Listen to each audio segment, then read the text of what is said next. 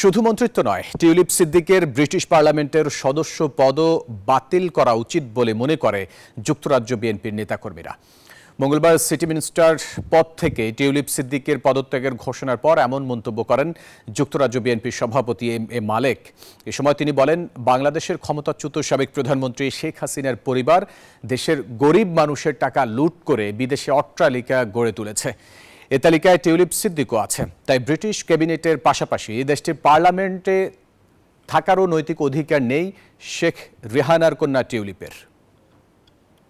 গরিব মানুষের টাকা তারা লুট করে দেশের বাইরে নিয়ে আসছে এবং টিউলিপের বিষয়টা যেহেতু সে ব্রিটিশ এমপি, সে যদি মন্ত্রিত্ব থেকে রিজাইন করে ইজ নট গুড ইনাফ।